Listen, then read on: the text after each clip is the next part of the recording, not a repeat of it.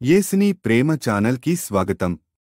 దయచేసి ఈ ఛానల్ని లైక్ చేయండి, షేర్ చేయండి, సబ్స్క్రైబ్ చేయండి. వేద పాఠశాల రేడియో శ్రోతలకు సుస్వాగతం. మరియు నీవు అప్రమాణము చేయక నీ ప్రమాణములను ప్రభువునకు చెల్లింపవలెనని పూర్వీకులతో చెప్పబడిన మాట మీరు విన్నారు గదా. నేను మీతో చెప్పినదేమనగా, ఎంతమాత్రము ఒట్టు పెట్టుకొనవద్దు. ఆకాశము తోడనవద్దు, అది దేవుని సింహాసనము. భూమి తోడనవద్దు, అది ఆయన పాదపీఠము. యెరూషలేము తోడనవద్దు, అది మహారాజు పట్టణము. నీ తల తోడని ఒట్టు పెట్టుకొనవద్దు. నీ ఒక వెంట్రుకనైనను తెలుపుగా గాని నలుపుగా గాని చేయలేవు. మీ మాట అవునంటే అవును, కాదంటే కాదు అని ఉండవలెను. వీటికి మించునది దుష్టుని నుండి పుట్టునది. ఇప్పుడు మత్తయి సువార్త 5వ అధ్యాయం 33వ వచనం నుండి 37వ వచనం వరకు మనం చదువుకున్నాం. తాను బోధించేది లేఖనముతో ఏకీభవిస్తుందని మరియు లేఖనాన్ని ప్రభు బోధించే విధానం ఇతరులు బోధించిన విధానానికి మధ్యనున్న తేడా ఇంతవరకు చూస్తూ వచ్చాం. ఈ అధ్యాయంలోని ప్రతి భాగానికి మధ్యలో పూర్వీకులతో చెప్పబడిన మాట మీరు విన్నారు గదా. నేను మీతో చెప్పినదేమనగా అనంటూ వచ్చారు ప్రభు. కొండ దిగువన ఉన్న ప్రజలను మీరు చూస్తూ ఉన్నారా? కొండ దిగువన ఉన్న సమస్యలకు జవాబుగా, నా పరిష్కారంగా మీరుండగోరినట్లయితే లేఖనాల్ని ఏ విధంగా సమీపించాలో మొదట అర్థం చేసుకోవాలి. లేఖనాన్ని ప్రజలకు బోధించే ముందు పరిశుద్ధ లేఖనములోని దేవుని ప్రేమను ప్రజలకు అందించాలి. శాస్త్రులు పరిసయ్యుల వలె ప్రజల యొద్దకు వెళ్ళి నియమ నిబంధనలను వారిపై భారంగా బరువుగా మోపవద్దు. ఎందుకంటే అక్షరము చంపుతుందే గాని జీవింపచేయదు. నియమ నిబంధనల భారం మట్టుకే ప్రజలపై మోపబడితే వారి జీవితాలు బాగుపడవు, కట్టబడవు. లేఖనము యొక్క ఆత్మ నియమాన్ని మొదట మీకు అన్వయించుకొని తదుపరి మీ పరిచర్యలో మీ ప్రజలకు అన్వయింపచేయాలి. మత్తయి సువార్త 5వ అధ్యాయం 17వ వచనం నుండి 20వ వచనం వరకు, తర్వాత 6 భాగాల్లో ప్రభు బోధించిన ఆయా అంశాలు పూర్తిగా వివరించబడక సాదృశ్యపూర్వకంగానే వివరించబడ్డాయి. ఈ విషయాలన్నిటినీ మొదటగా శిష్యులు తమకు అన్వయించుకొని ప్రజలకు అన్వయింపచేయాలని ప్రభు చెబుతూ వచ్చారు. కొండమీద ప్రభు తనతో పాటు చేరిన శిష్యులకు తాను బోధించిన ధన్యతలు వారి సంబంధ బాంధవ్యాల్లో ఏ విధంగా అన్వయింపబడాలో కూడా తెలియజేశారు. ధన్యతల ద్వారా తమలోనికి తాము చూసుకోవాలని, సంబంధ బాంధవ్యాల్లో అన్వయించుకోవడం ద్వారా చుట్టూ చూడాలని తెలియపరిచారు. సహోదరులు, ప్రత్యర్థులు, స్త్రీలతో కూడా ఎటువంటి సంబంధాన్ని కలిగి ఉండాలో ప్రభు తెలియజేశారు.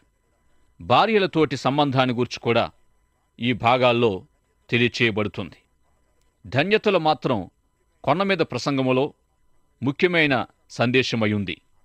మిగిలినదంతా అన్వయముగా మనం భావించాలి. భార్యను గూర్చి ప్రస్తావించిన సందర్భంలో విడాకులను గూర్చి దైవ చట్టమైన ధర్మశాస్త్రం బోధించే విషయాలను, పరస్త్రీల పట్ల కలిగి ఉండవలసిన వైఖరిని గూర్చి తెలియజేశారు. దృఢమైన వైవాహిక సంబంధం ద్వారా వ్యభిచార పాపాన్ని తప్పించుకోవాలి. నేటి శోధనకరమైన పరిస్థితుల్లో సరైన కుటుంబ జీవితాన్ని కలిగి ఉండడం ద్వారా పాపము నుండి తప్పించుకోవాలి. సరైన రీతిలో, క్రమమైన రీతిలో శరీర అవసరతలు తీర్చబడకపోవడం పాపానికి అదొక సాకుగా చూపించే ఈ విషయాల్ని సొలొమోను తన గ్రంథములో వ్రాశాడు. గనుక మంచి వైవాహిక జీవితాలను కలిగి ఉండాలి. 10 మంది మధ్య జీవించేవారు, అంటే అభివృద్ధి చెందిన సమాజాల్లో జీవించేవారు, సరైన కుటుంబ జీవితం లేనివారు ఇతరులతో అక్రమ జీవితం జీవించడానికి పాల్పడతారు. గనుక కుటుంబ జీవితాన్ని క్రమంగా కలిగి ఉండాలి. మత్తయి సువార్త 5వ అధ్యాయం 27, 28 వచనాల్లో తను వ్యతిరేకించిన శాస్త్రులు, పరిసయ్యులు చెప్పిన విషయాన్ని ప్రస్తావిస్తూ వ్యభిచారం చేయవద్దని చెప్పబడిన మాట మీరు విన్నారు గదా అనే లేఖనములోని దేవుని ఆజ్ఞను జ్ఞాపకం చేశారు. నిర్గమాకాండము 20వ అధ్యాయము 14వ వచనములోను, తిరిగి ద్వితీయోపదేశకాండము 24వ అధ్యాయము 1వ వచనములోను విడాకులు ప్రమాణాన్ని గూర్చిన సందర్భాల్లో 7వ ఆజ్ఞ అయిన వ్యభిచారాన్ని గూర్చి వ్రాయబడింది. ఈ పాపాన్ని దేవుడు ఖండిస్తూ ఉన్నాడు. ఇత్యాది ఆజ్ఞలన్నిటిలో శాస్త్రులు, పరిసయ్యులు లేఖనం కంటే పైగా నిలువబడ్డారు. లేఖనాన్ని దాటి ప్రవర్తించారు. లేఖనం తరువాత స్థానాన్ని తీసుకోవలసిన పెద్దల పారంపర్యం లేక సాంప్రదాయం లేఖనానికి సమానమైన స్థాయికి వచ్చేసింది. చాలాసార్లు లేఖనాల కంటే సాంప్రదాయమే పైకెళ్ళిపోయింది. గనుక వారి సాంప్రదాయం నుండియే ప్రభు ఒక విషయాన్ని సాదృశ్యపూర్వకంగా మాట్లాడారు. అప్రమాణము చేయక నీ ప్రమాణములను ప్రభువునకు చెల్లింపుమని చెప్పబడిన పూర్వీకుల మాటను ప్రస్తావించి ఆయా విషయాలు చెప్పారు. ఒట్టు పెట్టుకోవడం, ప్రమాణాలు చేయడంపై వారికి ఒక విధానం ఉండేది. దేవాలయము తోడు, దేవాలయములోని బంగారము తోడు, బలిపీఠం తోడు, బలిపీఠం పైనున్న నైవేద్యము తోడని, ఆకాశము తోడని, భూమి తోడని, యెరూషలేము తోడని వారు ఒట్టు పెట్టుకుంటూ ఉండేవారు. ఇది వారి సాంప్రదాయమై ఉండేది. ఇదెంతో కష్టతరమైన విషయంగా కూడా ఉంటుంది. ఎలాగంటే వారు చేసే ప్రమాణాల్లో కొన్ని పట్టుగలవై ఉండి స్థిరపరచబడేవి, మరికొన్ని ఒట్టులు నిలువబడేవి కావు. ఉదాహరణకు దేవాలయము తోడు అనంటే అది నిలిచి ఉండేది. దేవాలయములోని బంగారము తోడు అంటే అటిది నిలువబడేది కాదు. బలిపీఠం తోడు అనంటే నిలిచేది. బలిపీఠం పైనున్న నైవేద్యము తోడు అంటే నిలిచేది కాదు. ఈ తేడాలు లోపలి పరిధిలోనున్న మత నాయకులకు తెలుసు, కాని ప్రజలకు తెలియవు. ప్రజలు తెలియక ఏవో అనుసరించేవారు. ఈ విధంగా తల తోడని, దేవాలయము తోడని, ఆకాశము తోడని, భూమి తోడని, మరి దేని తోడని గాని ఒట్టు పెట్టుకోవద్దని ప్రభు వారికి చెప్పారు. ఈ విధంగా ఒట్టులు పెట్టడం తప్పుడు విధానమై ఉంది. ఈ ఒట్టుల విధానం అబద్ధ సాక్ష్యము పలుకకూడదు అనే ఆజ్ఞ యొక్క ఆత్మ నియమాన్ని అతిక్రమిస్తుంది. ఈ ఆజ్ఞలో పెద్ద అబద్ధం గాని చిన్న అబద్ధం గాని పలుకకూడదు అనే విషయం తెలియచేయబడుతుంది. విషయాలను తప్పుడు విధానములో వ్యక్తీకరించకూడదు. విషయాలకు తప్పుడు వ్యక్తీకరణ ఇవ్వడం కూడా ఆత్మ నియమాన్ని ఉల్లంఘించడమే అవుతుంది. అబద్ధం చెప్పడం, చెప్పకపోవడం ఒక మనిషి యొక్క యథార్థతను, యథార్థ రాహిత్యాన్ని రుజువు చేస్తుంది. ప్రభు మీ మాట అవునంటే అవును, కాదంటే కాదు అని ఉండాలని తెలియజేశారు. తప్పుడు వ్యక్తీకరణలు, అబద్ధ సాక్ష్యాల్ని ఖండించే సందర్భంలో ప్రభు మీ మాట అవునంటే అవును, కాదంటే కాదు అని ఉండాలని తెలియజేశారు. వీటికి మించి పలికే చెడుగులు, అబద్ధాలన్నీ దుష్టు నుండి పుట్టేవై ఉన్నాయి. ఈనాడు ఎంతో తెలివిగా అబద్ధాలు చలామణవుతున్నాయి. ఒక అబద్ధాన్ని సూటిగా చెప్పకపోయినా నిజములోని ఒక భాగాన్ని చెప్పడం, లేక సందర్భానికి వేరుగా సత్యాన్ని చెప్పడం, ఇలాంటివి జరుగుతూ ఉన్నాయి. దుష్టు నుండి వచ్చే ఇటువన్నీ ఆత్మ నియమానికి సంబంధించినవి కావు. సందర్భాన్ని వేరు చేసి నిజము చెబుతున్నట్టు చేయడం, సత్యములోని ఒక భాగాన్ని మాత్రం చెప్పడం ద్వారా తేలిగ్గా అబద్ధ సాక్ష్యం నడిపించవచ్చు. ఆత్మ నియమం చెప్పేదేమిటంటే ప్రజలు నీ యథార్థతను, నీ సత్యాన్ని గుర్తించి అంగీకరించగలగాలి. నీ మాట అవునంటే అవును, కాదంటే కాదు అని ఉన్నప్పుడు మీ యథార్థత గుర్తించబడుతుంది. అబద్ధ సాక్ష్యము పలుకవద్దు అనే ఆజ్ఞను శాస్త్రులు, పరిసయ్యులు సరిగ్గా అన్వయించుకోలేదు. గనుక ప్రభు వారి బోధల్ని అంగీకరించలేదు. వారి బోధలతో ఎన్నడూ ఏకీభవించలేదు.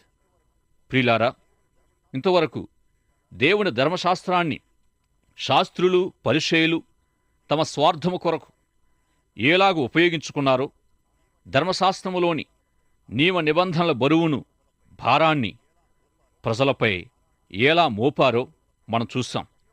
వారు అక్షరమునకే ఆధిక్యత ఇచ్చారు, కానీ ఆత్మకు ప్రాధాన్యత ఇవ్వలేదు. వారు కేవలం బోధించువారుగానే ఉన్నారు, కానీ చేసేవారుగా లేరు. ఇక రెండవ పొరపాటు శాస్త్రులు, పరిసయ్యులు చేసిందేమిటంటే అబద్ధ సాక్ష్యం పలికి తప్పు చేశారు. అబద్ధ సాక్ష్యము పలుకకూడదు అనే ఆజ్ఞ యొక్క ఆత్మ నియమాన్ని అతిక్రమిస్తుంది. యేసు ప్రభు మీ మాట అవునంటే అవును, కాదంటే కాదు అని ఉండాలని తెలియజేశారు. అబద్ధ సాక్ష్యము లేక పెద్ద అబద్ధము గాని, చిన్న అబద్ధం గాని, నల్లటి అబద్ధము లేక తెల్లటి అబద్ధము, ఏ రకమైన అబద్ధానికి క్రైస్తవ జీవితంలో చోటుండరాదని మనం నేర్చుకుంటూ ఉన్నాం. ఈ సందర్భంగా తన అనుభవంలో నుండి మన వేద పాఠశాల ఆంగ్ల బోధకుడు ఒక సంఘటనను తెలియజేశాడు. ఆయన కారు నడపడంలో ఎంతో వేగంగా వెళ్ళేవాడు. ఒక రోజున ఒక పోలీస్ అతన్ని ఆపుచేసి రోడ్డు నియమాల్ని, ప్రయాణ నిబంధనల్ని అతిక్రమిస్తున్నావని గద్దిస్తూ వాహనం నడపడానికి ఇవ్వబడే అనుమతి పుస్తకాన్ని చూపించమని అడిగాడు. అందులోని అతని తండ్రి పేరు చూసి, ఎంతో ప్రఖ్యాతిగాంచిన నీ తండ్రిని బట్టి నిన్ను విడిచిపెడుతున్నానని మందలించాడు. ఆ కారులో ఉన్న ఈయన స్నేహితులకైతే నవ్వు ఆగడం లేదు. ఇంతకీ సంగతి ఏమిటంటే, తన తండ్రిని గూర్చి ఎంతో గొప్ప వ్యక్తి అని తలస్తూ ఉన్న పోలీసుకు తనకు తెలిసిన సదరు గొప్ప వ్యక్తి ఈయన తండ్రి కాడని తెలియదు. అయితే కారు వేగానికి సంబంధించిన నేరములో ఉన్న వ్యక్తి ఒక గొప్ప వ్యక్తి యొక్క కుమారునిగా ఎంచబడి విడుదల పొందడం తనకు మంచిదిగా భావించి, ఆ గొప్ప వ్యక్తి నా తండ్రి కాడు, మరొక పేదవాడు నా తండ్రి అని చెప్పుకోలేకపోయాడు. తరువాత కాలక్రమేణా అనుభవజ్ఞుడైన దైవ సేవకుడిగా ఉంటూ ఉన్నప్పుడు ఆ విషయాన్ని అబద్ధ సంబంధమైనదిగా గుర్తించాడు. ఈ విధంగా చాలాసార్లు మన జీవితంలో జరిగి ఉండవచ్చు. ఇది అబద్ధం అనే విధంగా ఎవరి నోటితో వారు అబద్ధం చెప్పకపోయినా పరిస్థితిని అబద్ధం చేసి చూపించడం జరుగుతుంది. మనల్ని గూర్చి, అంటే మనకు లేనిది, మనకు కానిది మనదైనట్టు ఎవరైనా తలస్తే సదరు తప్పుడు ఉద్దేశాన్ని మనం సరిచేయాలి, మనం ఒప్పుకోవాలి, సత్యాన్ని చెప్పాలి. మత్తయి సువార్త 5వ అధ్యాయం 38వ వచనం నుండి 42వ వచనం వరకు చదువుకుందాం. కంటికి కన్ను, పంటికి పన్ను అని చెప్పబడిన మాట మీరు విన్నారు గదా. నేను మీతో చెప్పినదేమనగా, దుష్టుని ఎదిరింపక నిన్ను కుడి చెంప మీద కొట్టువాని వైపునకు ఎడమ చెంప కూడా త్రిప్పుము. ఎవడైనా నీ అంగీ తీసుకొనగోరిన ఎడల నీ పైవస్త్రము కూడా ఇచ్చివేయము. ఒకడు 1 మైలు దూరము రమ్మని నిన్ను బలవంతము చేసిన ఎడల వానితో కూడా 2 మైళ్ళు వెళ్ళుము. నిన్ను అడుగువానికిమ్ము. నిన్ను అప్పు అడుగుగోరువాని నుండి నీ ముఖము త్రిప్పుకొనవద్దు. మత్తయి సువార్త 5వ అధ్యాయం 17వ వచనం నుండి 20వ వచనం వరకు శాస్త్రులు, పరిసయ్యుల బోధను తన బోధ అంగీకరించడం లేదనే విషయానికి ప్రభు 28వ వచనం నుండైన విషయాలను ఉదాహరణగా ఇచ్చారు. కంటికి కన్ను, పంటికి పన్ను అని పరిసయ్యులు చేసే బోధ ధర్మశాస్త్రపు ఆజ్ఞ అయినప్పటికీ యేసు ప్రభు దీనిని సవరించి ఎడమ చెంపపై నిన్నెవరైనా కొడితే కుడి చెంప కూడా త్రిప్పమని బోధించారు. దేవుడు ఈ ఆజ్ఞలన్నింటినీ మోషేకి ఇవ్వడంలో దేవుని ఉద్దేశం ఏమయుంది, దేవుని హృదయం ఏమయుంది, వివాహ చట్టాన్ని ఇవ్వడంలో దేవుని ఉద్దేశం ఏమయుంది, ఈ విషయాల యొక్క దేవుని ఉద్దేశం ఆత్మ నియమమని పిలువబడింది. ఈ విషయాలను ప్రారంభ స్థితిని జ్ఞాపకం చేసి వివరించడంలో ప్రభు ఎంతో గొప్పవాడై ఉన్నాడు. ఈ సత్యాలన్నిటినీ దేవుని ఉద్దేశ ప్రకారం అన్వయించుకుంటున్నారా? వివాహ చట్టాన్ని వివరించినట్లే పగ తీర్చుకునే అంశాన్ని కూడా ప్రభు నిర్గమాకాండము, లేవియాకాండము, ద్వితీయోపదేశకాండము మొదలైన గ్రంథాల్లో మనిషికుండే న్యాయమైన కోపాన్ని బట్టి పగ తీర్చుకోవాలని ప్రతి ఒక్కరికుండే ఆశను బట్టి సదరు ఆజ్ఞ ఇవ్వబడింది. అయితే ఈ విషయాల్లో ఒక హద్దంటూ ఉంది. ఎలాగంటే, ఎవరైనా ఒకని పళ్ళు ఒడగొడితే ఈ వ్యక్తి అవతలి వ్యక్తి యొక్క పేక నరికేస్తాననే దృక్పథంతో కూడా ఉండొచ్చు. కన్ను పీకితే ప్రాణం తీసేస్తా అనే వైఖరి ఏర్పడవచ్చు. అయితే ఇదంతా అవిశ్వాసుల ధోరణి గనుక పంటికి పన్ను, కంటికి కన్ను అనే న్యాయము విధించబడింది. కాని చాలామందికి న్యాయం అక్కరలేదు, పగ తీర్చుకోవడమే కావాలి. న్యాయ విధానాన్ని దాటి ప్రజలు వ్యాజ్యమాడుకోవడం జరిగేది. ప్రభు ఆత్మ నియమాన్ని గూర్చి మాట్లాడుతూ, దేవుని ధర్మశాస్త్రాన్ని నీవు బోధించకముందు నీ మట్టుకు నీవు అన్వయించుకొని ఇతరుల జీవితాలకు ధర్మశాస్త్రం యొక్క ప్రేమనందించాలని తరచుగా తెలియజేస్తూ వచ్చారు. పగ తీర్చుకోవడంపై ఇవ్వబడిన ఆజ్ఞలో కూడా దుష్టుని ఎదిరింపవద్దు అన్నారు. ఎందుకంటే దుష్టుణ్ణి మరొక దుష్టుడే ఎదిరించాలి, కాని విశ్వాసులు ఎదిరించకూడదు. ఎలుకలు ఒకదానికొకటి తరుముకుంటాయి. ఎందుకంటే ముందు పరిగెత్తేది దాని వెనుకాలబడి తరిమేది కూడా ఎలుకే గనుక. ఇక ఈ భాగం తర్వాత ప్రభు ఇతరుల కంటే మీరు ఎక్కువ చేసేదేమిటి, శత్రువుని ప్రేమించండి అన్న సందర్భంలో ఇతరుల కంటే మీరు ఎక్కువ చేసేదేమిటి, కొండ దిగువన దృశ్యాన్ని ఒకసారి చూడండి. ఎలుకల పరుగు పందెము దృశ్యం మరియు కుక్కల కొట్లాట దృశ్యం అక్కడ మనకు కనిపిస్తూ ఉంది. ఈ దృశ్యం కంటే మీరు ప్రత్యేకమైన స్థితిని కలిగి ఉండాలి. కొండ దిగి మీరు కిందకెళ్ళినప్పుడు ఏ విధంగా వారికంటే ప్రత్యేకమైన వారై ఉండగలరు? కాలుష్యము నుండి, మాలిన్యము నుండి సాటివారిని భద్రపరచగలవారై ఉప్పై ఉండాలి. మీ ప్రత్యేకతను ఇతరులకు చెప్పగలవారై ఉండాలి.